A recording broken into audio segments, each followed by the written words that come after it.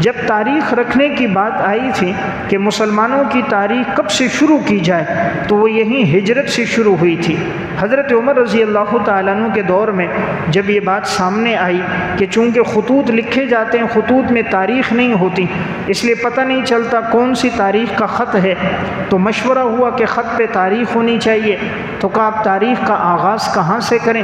تو کسی نے مشورہ دیا رسول اللہ صلی اللہ علیہ وسلم کی ولادت سے شروع کیا جائے، کسی نے مشورہ دیا آپ علیہ السلام کو نبوت ملی 40 سال کی عمر میں تب سے شروع ہو، کسی نے مشورہ دیا کہ جب ہجرت المدینہ ہوئی تب سے شروع ہو، کسی نے کہا حضور کی وفات سے ہو۔ لیکن بہرحال حضرت عمر رضی اللہ تعالیٰ عنہ نے صحابہ کے مشورے سے تاریخ جو مقرر کی وہ ہجرت سے کی، کہ اللہ نے جو اسلام کو غلبہ دیا، اسلام جو دنیا میں پھیلا اور مذاہب کے اندر اسلام کو اللہ نے بلندی، عزت، رفعت دی، وہ ہجرت المدینہ کے بعد دی۔ تو اس لیے پھر حضرت عمر نے ہجرت کے بعد سے تاریخ کا آغاز کیا۔ اب میں عرض کر رہا تھا جب آپ علیہ السلام مدینہ پہنچ گئے، مدینہ میں یہود کے 3 قبیلے آباد تھے، بنو قریظہ، بنو نذیر، بنو قینقاع۔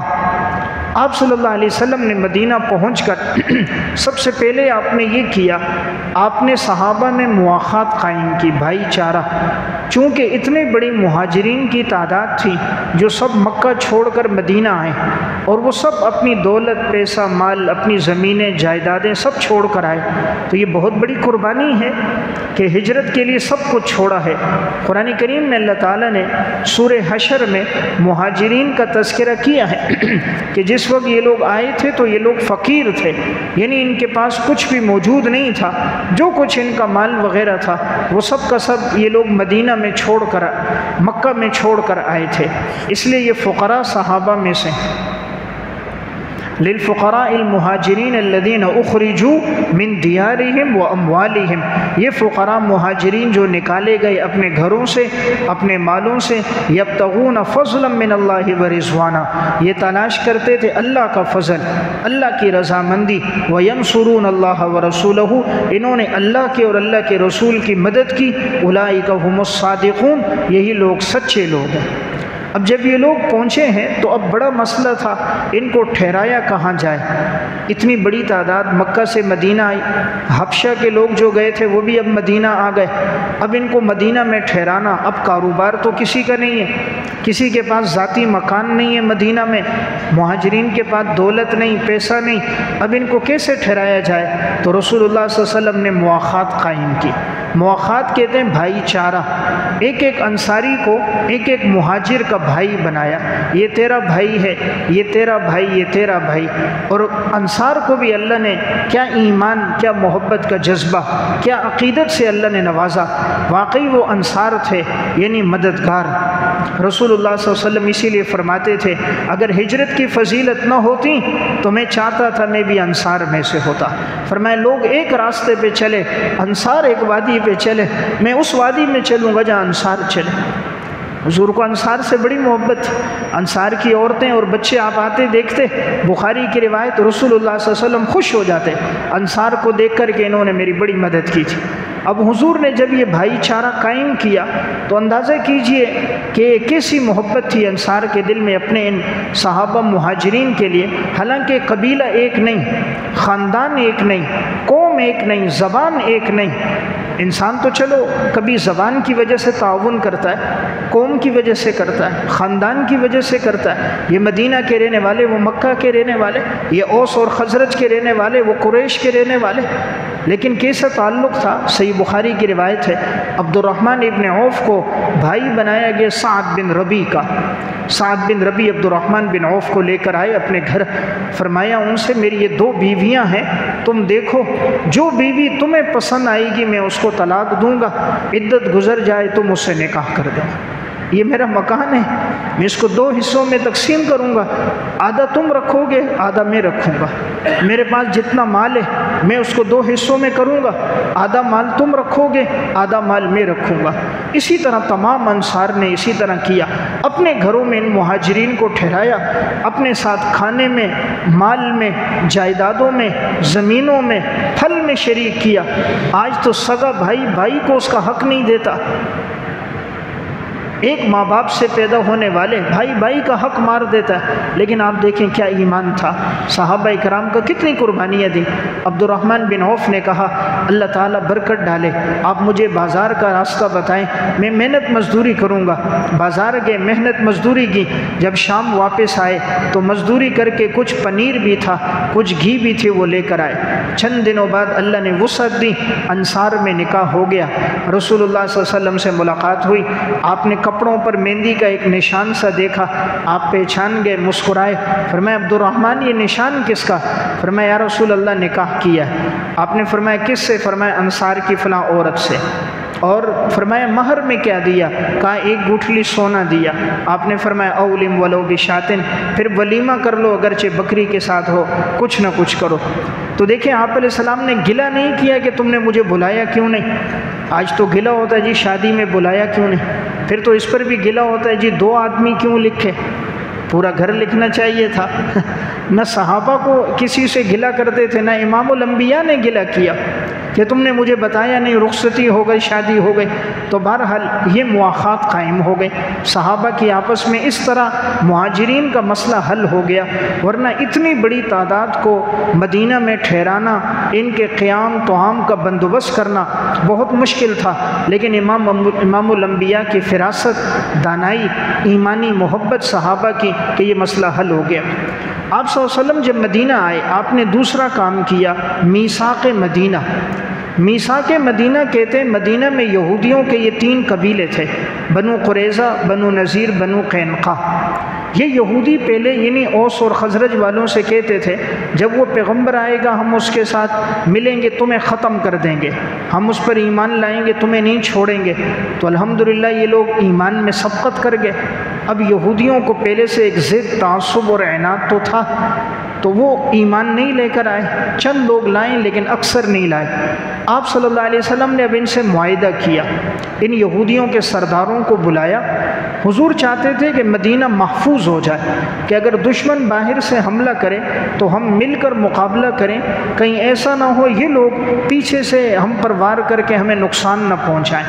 آپ نے ان قبیلے کے لوگوں کو بلائے، یہودیوں کے ساتھ یہ مشہور معاہدہ کیا جس کو میثاق مدینہ کہتے ہیں۔ اس میں یہ بات طے ہو گئی کہ ہم آپس میں یہاں مل کے رہیں گے، اگر دشمن نے حملہ کیا تو ہم دونوں مل کر دشمن سے لڑیں گے اور کوئی دشمن کا ساتھ نہیں دے گا، جو قوانین طے ہیں ان قوانین کے مطابق ہوگا، کسی کا قتل کرنا جائز نہیں ہوگا، کسی کا مال لوٹنا جائز نہیں ہوگا، کوئی ایمان لے کر آئے تم اس پر سختی نہیں کرو گے، کوئی تمہاری طرف گیا ہم اس کو کچھ نہیں کہیں گے، ساری باتیں طے ہو گئی، اور جو فیصلہ ہوگا وہ رسول اللہ صلی اللہ علیہ وسلم کریں گے۔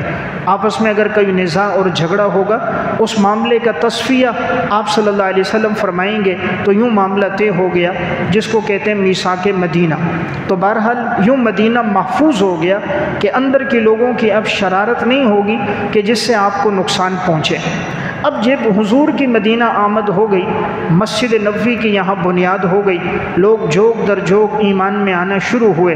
اس وقت یہود کے چند لوگ ایمان لائے، جن میں یہودیوں کے بڑے عالم عبداللہ بن سلام رضی اللہ تعالیٰ عنہ ایمان لائے۔ یہ اپنے باغ کے اندر تھے، ان کو خبر ملی کہ وہ نبی آخر الزمان مدینہ آ گئے، تو یہ کہتے ہیں میں فوراً آیا، تو جب پہنچا تو آپ صلی اللہ علیہ وسلم صحابہ کے ساتھ بیٹھے ہوئے تھے۔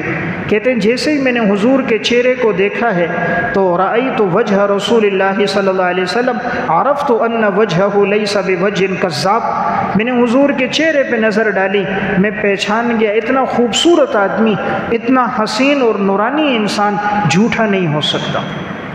ابھی سوال بعد میں کیا، صرف چہرے نبوت کو دیکھا ہے، کہا میرے دل میں ایمان آ گیا تھا۔ تو پھر کہتے ہیں میں نے آپ علیہ السلام سے جو ہدایات سنی ابتدا میں وہ تھی افشوا السلام، سلام کو رواج دو، وصلوا الارحام وصلوا باللیل والناس نیام تدخلوا الجنۃ بسلام، کہ آپ علیہ السلام نے فرمایا سلام کو رواج دو، یعنی جس سے ملو سلام کرو، صلہ رحمی کو قائم کرو، بھوکوں کو کھانا کھلاؤ، رات کے آخری پہر میں لوگ سوئے ہوئے ہوں تم نماز پڑھو، اطمینان کے ساتھ تم لوگ جنت میں داخل ہو جاؤ گے۔ اب عبداللہ بن سلام حضور کے پاس آئے تو چونکہ آپ صلی اللہ علیہ وسلم کو پتہ چل گیا تھا یہود کے بڑے عالم ہیں، تو انہوں نے کہا میں 3 سوال کرتا ہوں اور ان 3 کے جوابات نبی کے علاوہ کوئی نہیں دے سکتا۔ صحیح بخاری ہی کی روایت ہے، آپ صلی اللہ علیہ وسلم نے فرمایا پوچھو۔ اب 3 سوال تھے۔ سب سے پہلا سوال تھا قیامت کی سب سے پہلی علامت کون سی ہے؟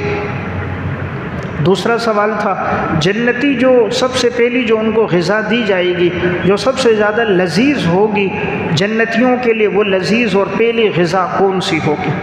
اور تیسرا سوال تھا کہ کیا وجہ ہے کہ کبھی بچہ والد کے خاندان پر چلا جاتا ہے، والد اور والد کے خاندان کے مشابہ ہوتا ہے، اور کبھی بچہ اپنی ماں اور اپنی نانی ننیال کے خاندان کے مشابہ ہوتا ہے، اس کی کیا وجہ ہے؟ رسول اللہ صلی اللہ علیہ وسلم خاموش تھے۔ وحی آئی، آپ کو پتہ چلا، آپ نے فرمایا ابھی ابھی مجھے حضرت جبرائیل علیہ السلام نے بتایا۔ رسول اللہ صلی اللہ علیہ وسلم وحی کے بغیر بات نہیں فرماتے تھے، وحی ہوتی آپ جواب دیتے۔ تو آپ نے فرمایا سب سے پہلی علامت یہ ایک آگ ہوگی جو لوگوں کو سب کو جمع کر دے گی ایک میدان میں۔ یہ ایک آگ ہوگی، وہ پیچھے سے آئے گی، لوگ آگے آگے بھاگیں گے، اس طرح وہ آگ پیچھے سے آتی جائے گی، لوگ آگے بھاگتے جائیں گے، یہاں تک کہ لوگ سارے ایک میدان میں جمع ہو جائیں گے۔ یہ پہلی علامت ہوگی۔ دوسری کہ جنتیوں کو غذا کون سی دی جائے گی، تو یہ مچھلی کے جگر کا ٹکڑا یہ تل کے دیا جائے گا، یہ بہت لذیذ غذا ہوتی ہے، بہت ہی لذیذ ہے، یہ سب سے پہلی غذا ہوگی۔ تیسری چیز جو بچہ مشابہ کیوں ہے، تو رسول اللہ صلی اللہ علیہ وسلم نے فرمایا جب مرد کی منی سبقت کر جائے، عورت کے رحم میں پہلے پہنچ جائے، تو بچہ پھر والد اور اس خاندان کے مشابہ ہوتا ہے، اور اگر عورت کی منی سبقت کر جائے تو بچہ ماں اور اپنے ننیال کے خاندان کے مشابہ ہوتا ہے۔ انہوں نے جب یہ جوابات سنے تو یہ ایمان لے کر آ گئے۔ اب یہ بہت بڑے عالم تھے، ان کے ایمان لانے سے یہودیوں پر ایک بہت بڑا دھچکا لگا، اس لیے انہوں نے آپ صلی اللہ علیہ وسلم سے کہا کہ اگر آپ ان کو شروع میں میرا نہ بتاؤ کہ میں ایمان لایا ہوں، پہلے میرے بارے میں پوچھو تو وہ خود کہیں گے بڑا عالم ہے، پھر ان کو کہو کہ عبداللہ ایمان لے کر آیا۔ اسی طرح ایک دفعہ ہوا، عبداللہ بن سلام ابھی گھر کے اندر حضور نے ان کو ٹھہرایا، یہود کے یہ سارے لوگ آ گئے، تو رسول اللہ صلی اللہ علیہ وسلم نے فرمایا بھائی تمہارا کیا خیال ہے، عبداللہ کیسا آدمی ہے؟ سب یہودیوں نے کہا حضرت بہت بہترین انسان، بہترین انسان کا بیٹا، بڑا سمجھدار، بڑا دانا، بڑا عقل مند، ہمارا سب سے بڑا عالم۔ رسول اللہ صلی اللہ علیہ وسلم نے فرمایا تمہاری کیا خیال ہے اگر عبداللہ ایمان لے کر آ جائے؟ انہوں نے کہا نہیں، یہ اللہ کی پناہ، معاذ اللہ، وہ کیسے ایمان لائے؟ تو آپ نے فرمایا عبداللہ باہر نکلا، سب کے سامنے کلمہ پڑھا، اشہد ان لا الہ الا اللہ و اشہد ان محمد الرسول اللہ۔ تو یہودی جو سرکش قوم ہے، پھر ان سب نے الزامات شروع کر دیے، کہا یہ عبداللہ برا آدمی، اس کا باپ بھی برا، قبیلہ بھی برا، بدترین انسان۔ تو حضرت عبداللہ نے کہا میں نے نہیں کہا تھا یا رسول اللہ کہ یہ لوگ بڑے بہتان باندھنے والے، الزام تراش ہیں؟ تو تھوڑی دیر پہلے تک کہتے تھے سب سے بڑا عالم ہے، جب ایمان لے کر آیا تو سب الزامات لگا دیے۔ تو بہرحال عبداللہ بن سلام ایمان لائے۔ پھر ایک واقعہ پیش آیا ہے، حضرت سلمان فارسی رضی اللہ تعالیٰ عنہ ایمان لے کر آئے۔ حضرت سلمان فارسی صحابہ میں وہ واحد صحابی ہیں جن کی عمر 250 سال تھی۔ 250 سال میں کوئی اختلاف نہیں، 350 سال کا قول بھی ہے لیکن اس میں اہل علم کا اختلاف ہے، 250 سال کے قول میں سب کا اتفاق ہے، 250 سال ان کی عمر رہی حضرت سلمان فارسی رضی اللہ تعالیٰ عنہ کی۔ اور انہوں نے جو ایمان کے لیے مشقتیں برداشت کی ہیں بہت زیادہ کی ہیں۔ سب سے پہلے یہ جو جس مذہب پر تھے وہ مجوسی مذہب تھا، ان کا والد بڑا ہی دولت مند اور پیسے والا تھا، تو اس کا بہت وسیع کاروبار تھا، تو وہ اپنے بیٹے کو گھر میں ہی رکھتا تھا کہ یہ کسی اور مذہب کو اختیار نہ کرے۔ حضرت سلمان فارسی گھر میں ہی ہوتے تھے۔ اب مجوسی مذہب تھا، آگ کی پرستش کی جاتی تھی۔ ایک دفعہ حضرت سلمان فارسی کہتے ہیں جس وقت میں نوجوان تھا، میں گھر سے نکلا، میں نے کچھ نصارہ کو، عیسائیوں کو دیکھا، وہ لوگ عبادت خانے میں عبادت کر رہے تھے، مجھے ان کی عبادت بہت پسند آئی، اس دور میں وہی مذہب صحیح مذہب تھا، تو مجھے ان کی عبادت پسند آئی، تو میں نے چاہا میں بھی اس طرح عبادت کروں۔ میں نے ان سے کہا کہ آپ کے جو لوگ ہیں ان میں بڑے علماء کہاں ہیں، میں ان سے ملنا چاہتا ہوں، میں یہ دین اختیار کرنا چاہتا ہوں، اس دین کی تعلیمات چاہتا ہوں۔ تو انہوں نے ان کو مشورہ دیا کہ تم شام جاؤ، شام میں نصارہ کے بڑے بڑے علماء ہیں، ان سے علم حاصل کرو۔ تو انہوں نے کہا یہ قافلہ کب جائے گا؟ انہوں نے بتایا فلاں دن فلاں وقت میں جائے گا۔ اب حضرت سلمان فارسی گھر آ گئے، ان کے باپ کو پتہ چل گیا کہ یہ فلاں جگہ گئے تھے۔ انہوں نے ان کو بیڑیوں میں جکڑ دیا، زنجیروں میں باندھا کہ یہ جا نہ سکے۔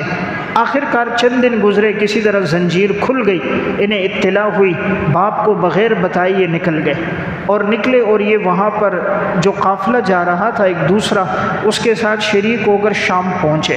شام میں اس دور میں عیسائی علماء تھے، تو جو بڑا مذہب کا عالم تھا ان کے پاس گئے، ان سے عیسائیت کی تعلیم حاصل کی، وہیں رہ کر یہ عبادت کرتے تھے۔ اب یہ مذہب انہوں نے قبول کر دیا، عیسائی مذہب۔ اب جس کے پاس تھے اتفاق سے وہ بڑا لالچی تھا، لوگوں سے نذرانے لیتا، دراہم دینار، اور وہ سب پیسے لے کر گھر میں مٹکوں میں جمع کر دیتا۔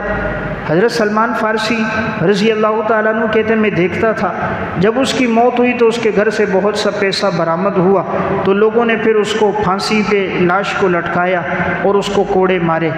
پھر کہتے میں سوچنے لگا کوئی صحیح عالم ان کا مل جائے۔ آخر کار مجھے نصارہ میں ایک زاہد پرہیزگار عالم مل گیا، تو میں اس کے ساتھ میں نے وقت گزارا اور میں نے ان سے تعلیمات حاصل کی۔ میں ان کے ساتھ چند عرصہ رہا، پھر میں نے ان سے پوچھا کہ اب آپ بتاؤ اگر آپ کا انتقال ہو تو میں کہاں جاؤں؟ انہوں نے کہا موصل یہ ایک جگہ کا نام ہے، وہاں اس وقت ایک بڑے عالم ہے نصارہ کے، تم ان کے پاس جاؤ۔ تو ان کے انتقال کے بعد اس دوسرے عیسائی عالم کے یہ موصل گئے، وہاں جا کر ان کے پاس رہے، ان سے علم حاصل کرتے رہے۔ جب ان کے انتقال کا وقت قریب آیا، انہوں نے پوچھا اب میں کہاں جاؤں؟ انہوں نے کہا نصیبین یہ ایک جگہ کا نام ہے، وہاں نصارہ کا ایک بڑا عالم ہے اور وہ تعلیم دیتا ہے، تم اس کے پاس جاؤ۔ پھر یہ سفر کر کے وہاں پہنچے، کچھ عرصہ وہاں ٹھہرے، ان سے علم حاصل کرتے رہے، وہیں عبادت کرتے رہے۔ جب اس کے انتقال کا وقت آیا، اس سے پوچھا اب میں کہاں جاؤں؟ اس نے کہا تم عموریہ جاؤ۔ عموریہ ایک مقام کا نام ہے، سفر کیا، وہاں پہنچے، وہاں جو عالم تھے ان کے پاس ٹھہرے، علم حاصل کیا۔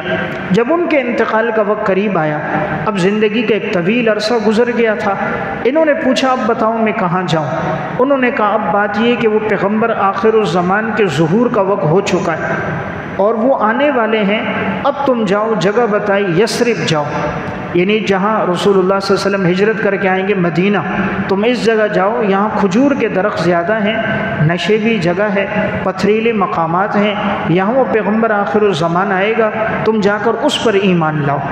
انہوں نے کہا مجھے کیسے پتہ چلے گا اس پیغمبر کے بارے میں کوئی جھوٹا دعویٰ نہ کرے؟ انہوں نے کہا اس کی 3 نشانیاں ہیں۔ پہلی نشانی یہ ہے کہ وہ پیغمبر صدقہ قبول نہیں کرے گا، دوسری نشانی ہے وہ پیغمبر ہدیہ قبول کرے گا، اور تیسری نشانی ہے ان کے دونوں کندھوں کے درمیان مہر نبوت ہوگی، نبی ہونے کی مہر ہوگی۔ بس اگر یہ تینوں باتیں ہوں تو مجھ پر ایمان لانا، وہی سچا پیغمبر ہوگا۔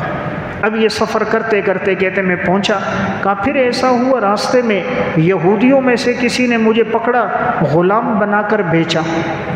اب بیچارے غریب تھے، تنگ دست تھے، مسافر تھے، یہودی سرکش قوم ہے، کہا یہ ہمارا غلام ہے۔ کہا ایک کے ہاں میں ٹھہرا، کام کرتا رہا، خدمت، اس نے دوسرے کے ہاں بھیجا، اس نے تیسرے کے ہاں فروخت کیا، 10 سے زائد لوگوں کے ہاتھوں پہ فروخت ہو گئے، فروخت ہوتے گئے، کام کاج کر رہے، لیکن حضور کی تلاش میں ہے۔ آخر کار جس کے ہاتھ فروخت ہوئے تو وہی یثرب مقام میں تھا۔ اب ان کو اس پر تو تسلی ہوئی کہ جگہ وہی ہے، مقام وہی ہے جو نشانیاں بتائی گئی۔ اب انتظار میں تھے کہ یہ پیغمبر کے آنے کی اطلاع ملے اور میں اس پر ایمان لاؤں۔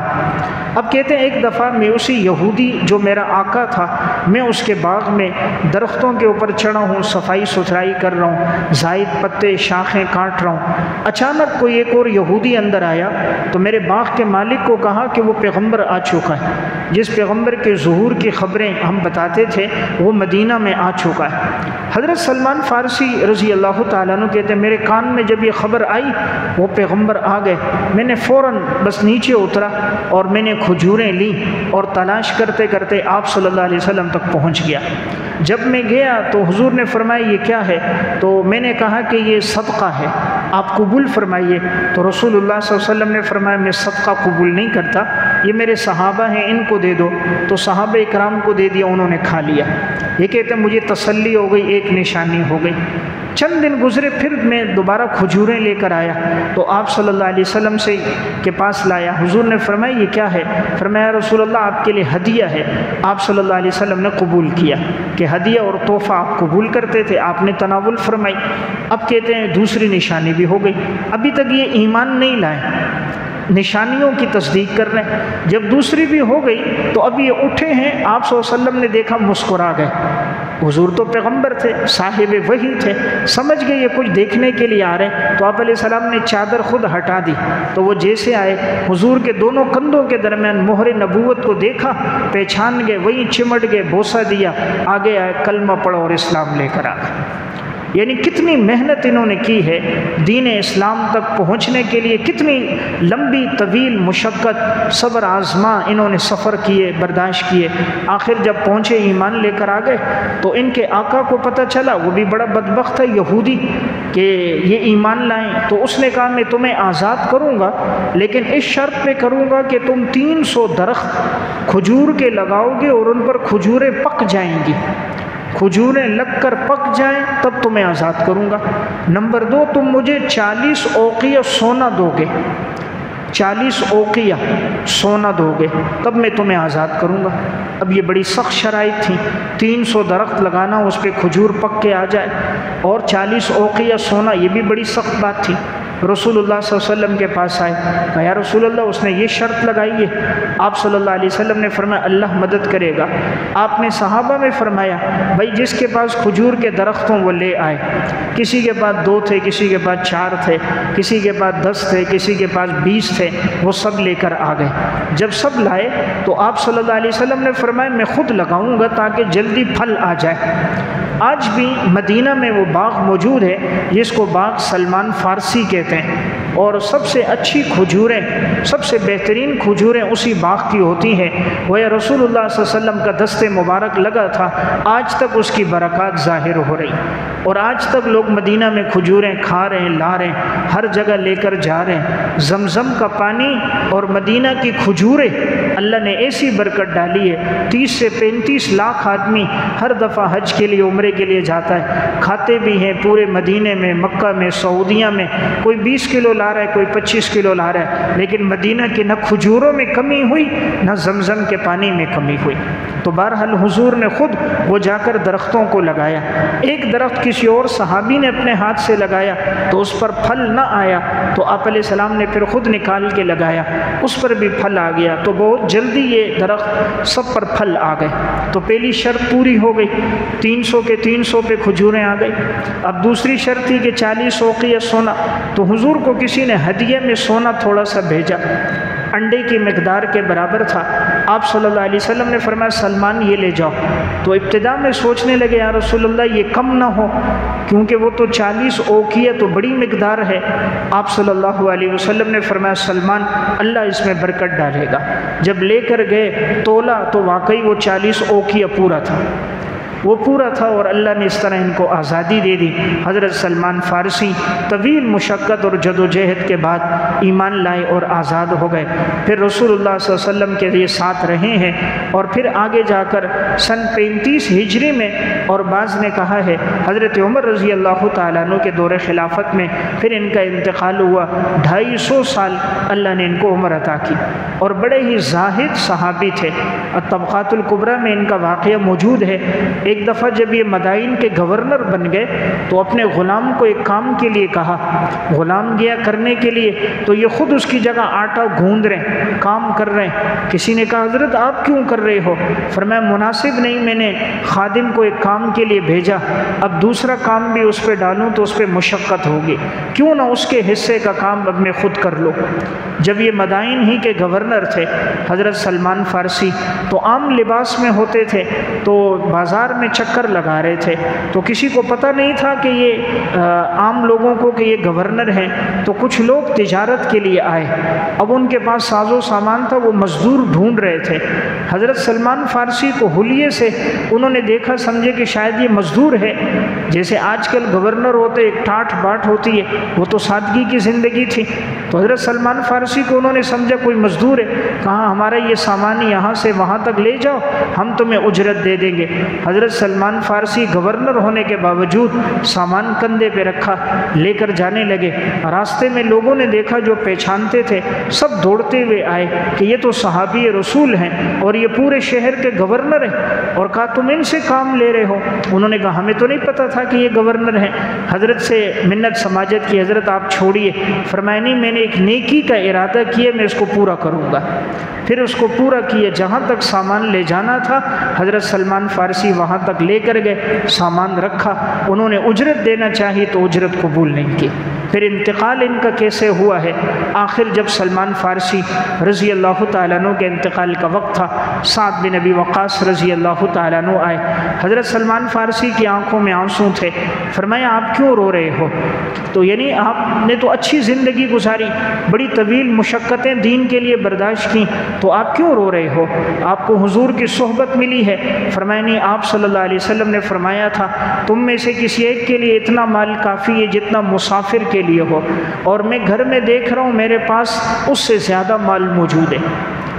حضور نے وصیت کی تھی اتنا ہو جتنا مسافر کے پاس ہوتا ہے، تو آج میں دیکھ رہا ہوں میرے پاس زیادہ مال موجود ہے، تو کہیں حضور کی وصیت پر ہم لوگوں نے عمل نہیں کیا۔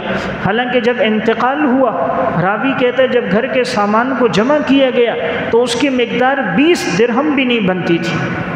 20 درہم معمولی مقدار ہے، اتنی بھی نہیں بنتی تھی، لیکن وہ رو رہے تھے کہ ہمارے پاس دنیا زیادہ جمع ہو گئی۔ اس طرح زہد کے ساتھ، استغنا کے ساتھ اس صحابی رسول نے زندگی گزاری۔ تو